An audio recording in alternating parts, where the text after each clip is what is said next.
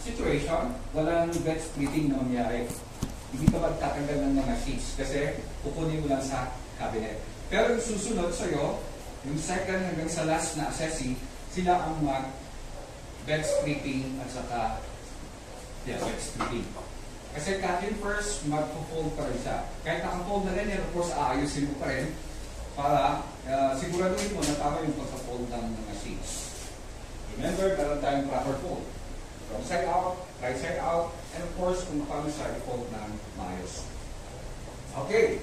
So, sa bed splitting class is yung pagtatanggal natin ng mga soiled sheets or yung mga used na sheets, dirty sheets, para palitan natin ng bago. Okay. So, antak lang natin sa bed splitting, antak lang natin yung mga sheets from the head part of the bed, going to the foot part, and foot part, papunta naman sa head part on the other side of the bed. Meron yung mga assessors class na gusto nila, minsan na i-dispose natin yung mga sheets na yan sa hamper. Kung basta, hindi basta i-roll mo lang towards the center and then diretso ito ay hamper. Meron naman yung iba na gusto nila is tigmamaysa. May ikatundagay sheets from the blanket to the top sheet and then the bottom sheet, may ikabkabin mo ito ay hamper. Okay, there is actually a reason for that. Pag yung mga sheets natin class, they're heavily soiled. Ibig sabihin yan, mayroon tayo nakikita na tayo, mga ganyan, or blood. So yan, diyan minsanan. Okay, they contain their microorganisms and then having a spread. Pero pag ganito, nung malinis yung mga sheets natin, so yan yung tigisa. Kasi the reason for that is, under kami kay Ipantay DJ laundry area, yung rubber sheet natin. So yung rubber sheet is, dinidisinfect yan. So hindi yan nilalatahan. Kaya, mas maganda na tigisayin natin and then separate natin yung rubber sheet. Hindi natin isasama dun sa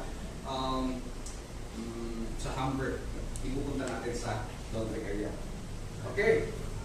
So, hindi na ipupukit sa isa? Yeah. But if you're going to choose yung tigisa, so basta sentro pa rin. Okay? For example, yung blanket. So, hamper kami kay perform kasi i-fold ko dito. Parang ganyan. And then, hamper, next naman ito. Okay? And of course, this one. Pero pag pupunta sa rubber sheet, fold mo lang, and then lagay mo sa isang sulok. Okay. So, let's for example, yung option mo is you're going to, yung minsalan na, and then bakit ganyan yung ginawa mo? Pag sabi ng assessor, sabihin mo na lang na, the soil, sheets are heavily soiled. Para pasok tayo sa, para sumunod sa the answer there. Okay. So, class, pre-folding is very important. So, kung saan kayo nag-fold ng sheets, dapat doon ka mag-lay ng sheets.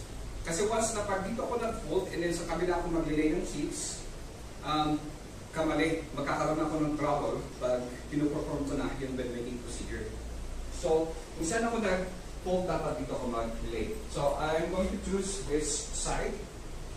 So, first is yung pillowcase muna natin. So, sabi natin, wrong side out, proper fold ng pillowcase.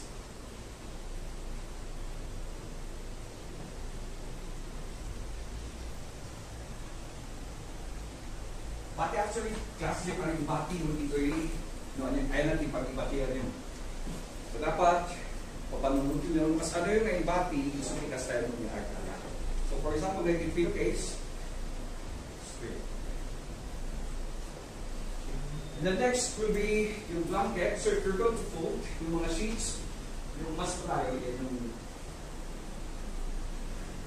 kunin natin dito sa mas malayo.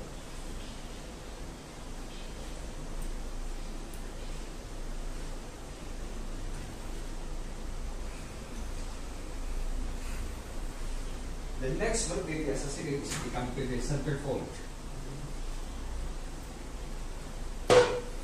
Okay, blanket ready class. So from the foot part, papunta sa head part. Okay, so kasi hindi ka sa nagala, nadamdama, if you're going to lay on the bed, dapat ka-straight ka-step na. Okay, next will be the top sheet.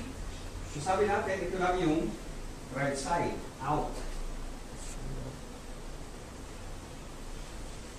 Okay, so tama. Ito yung wrong side kasi kinakita natin yung tahe.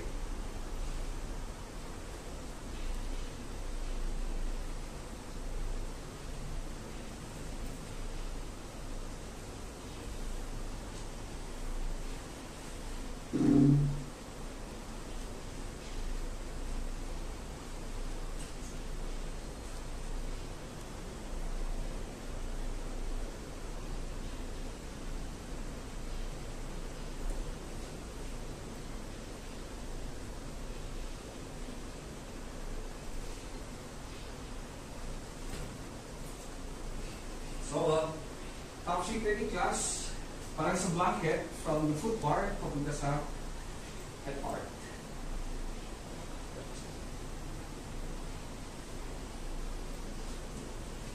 Next will be the draw sheet. Wrong side, out. Saan palabas? Wrong side.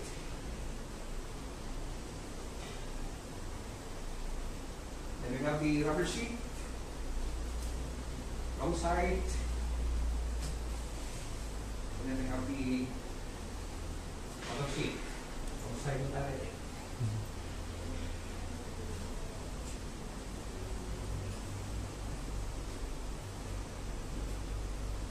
Wrong side up.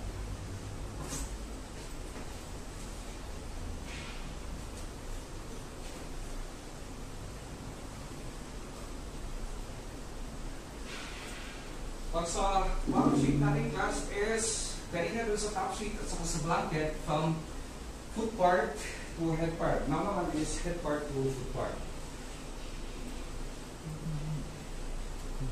Bottom sheet. Okay. So tapos na tayo sa performing. Proceed tayo sa making proper.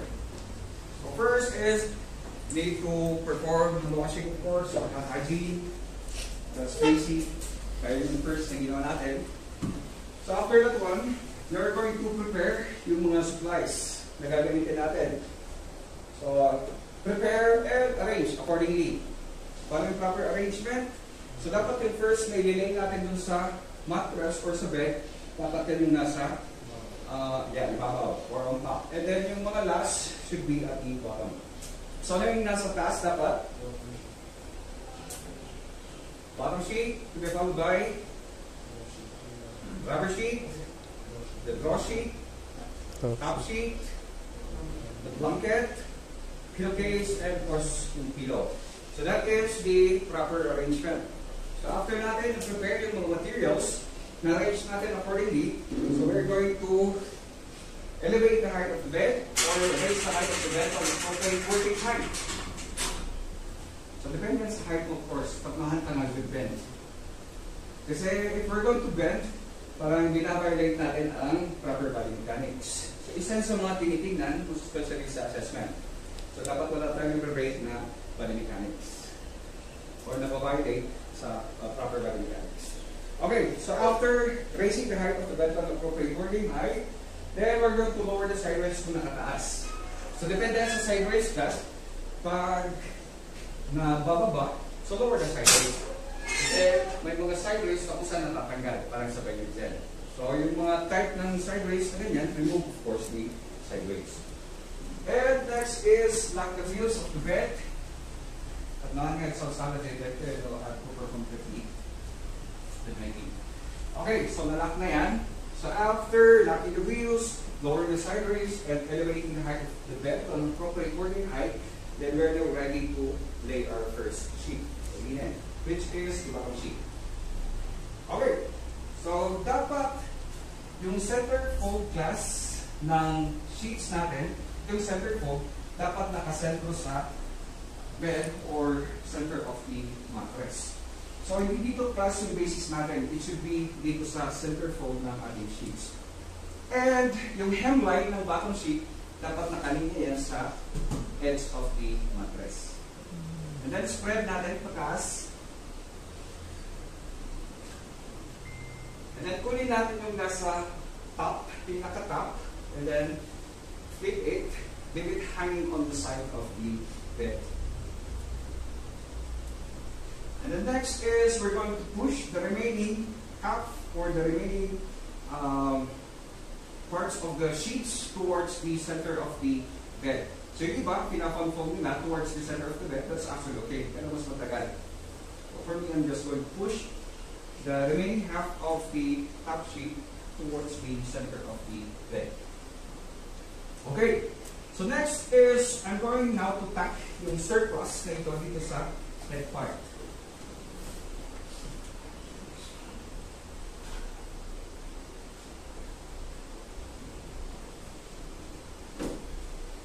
Okay, so kung may nag-housekeeping sa inyo, magkaiba actually making ng housekeeping sa healthcare. Sa housekeeping, okay lang na-shake yung mga linis kasi medyo art suits kanila. Pero sa atin, it's actually bawal. So don't shake or toss linis. Okay, once nalalagay na natin yung bottom sheet, natack na natin yung surplus sa head part, yung half, isunod natin yung rubber sheet. Tansyahin mo kung saan yung buttocks area ng patient. So dito. And then natin ilalagay yung rubber sheet. Same, flip natin yung pinaka-upper na fold and then push natin yung remaining half sa half ng bed. Next is we're going to cover that one, the rubber sheet, with a cloth, yung gauze sheet natin. Flip this part and then push the remaining half towards the center of the bed. Okay, so pag natapos tayo sa gauze sheet, itak na natin yung tatlong sheets na ito minsanan. So sa corner, kailangan tayo mag-miter. So yung miter na yan, nagma-miter tayo sa mga corners ng bed para ma-anchor yung sheets sa mattress para hindi siya madaling mag-loose at makanyalalakang na nag-ikat. Okay, so taas lang natin yung part na ito at form the triangle like that. And then itak muna natin yung nasa baba. And then itak natin yung ito hanggang sa baba. And in tacking class is your palm should be facing down. And don't bend. So squat kayo or if not, nag-knee.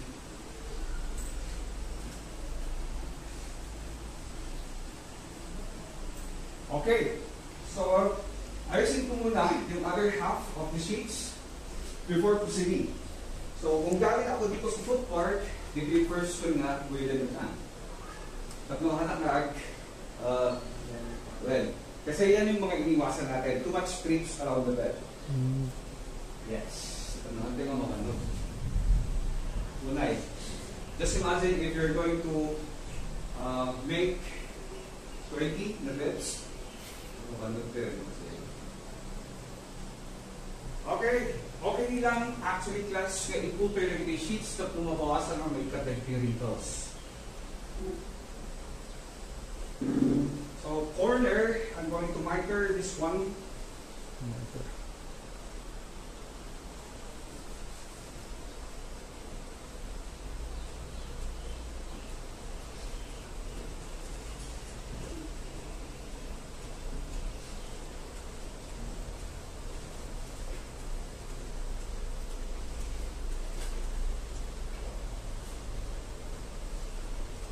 Okay, so next is we have the top sheet. So sa top sheet natin, kanina sa bottom sheet, nag-start tayo dito sa foot part. So naman is dito sa head part.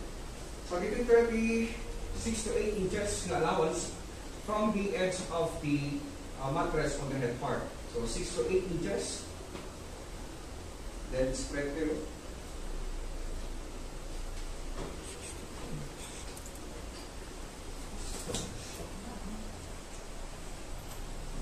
So flip tayo lang, leave it hanging on the side of the bed and push the remaining half towards the center of the bed.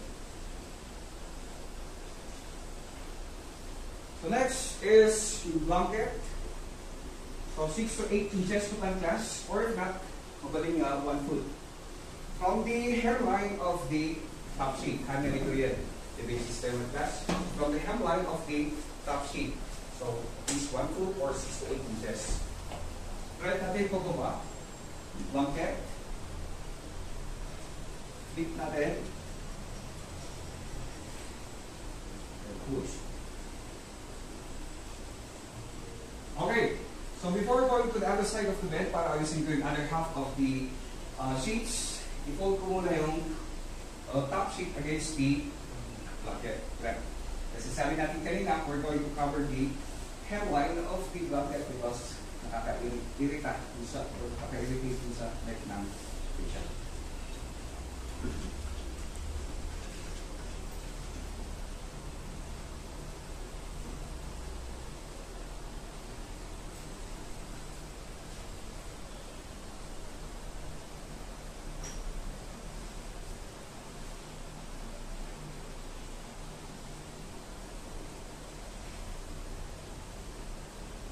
Okay, so pag spread na natin yung blanket at saka yung top sheet, so we're going to fold the remaining half of the top sheet against the blanket.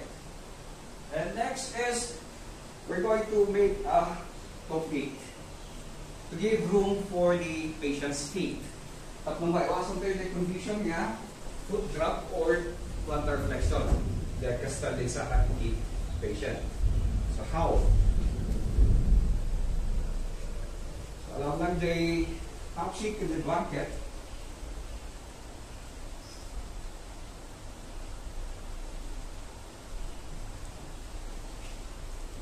Okay, just fold mo basta. And then, you're going to tuck the surpluses on the foot part of the bed.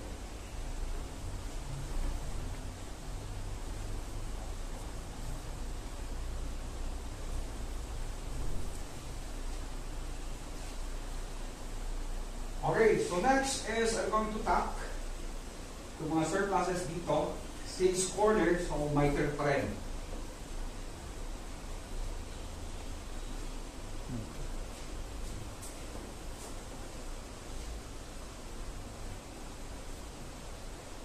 Makikita ni miter kasi dedicaster na design na. So common dry accessor, yung kanya naka-miter dry bed to the corner.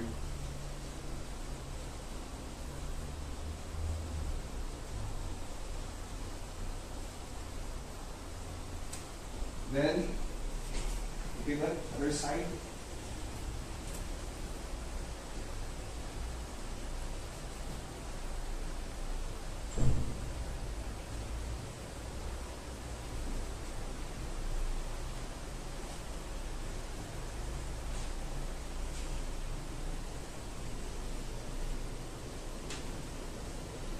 Okay, so tapos na natin. Lagay yung mga sheets. Last will be yung pillowcase at pillow. Huwag muna natin lagay sa bed. Habang hindi natin lalagay yung pillowcase.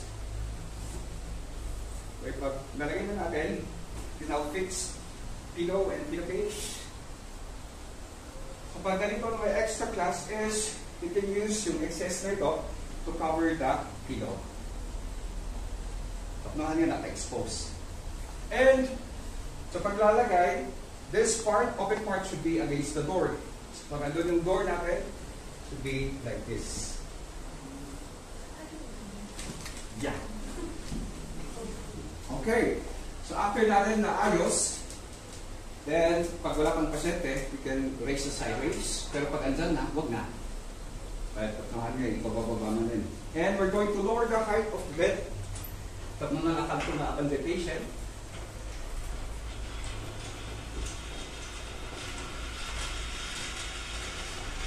and then we're going to record the procedure that we performed. So lagay natin, nag-beginning tayo sa room 401 or 205, maaaring yan. Sa private room 205, maaaring yan. And then, of course, hand washing pa rin. So don't forget, kasi before and after every procedure, we perform hand washing or hand hygiene. Okay, so that's all for the demonstration of the making.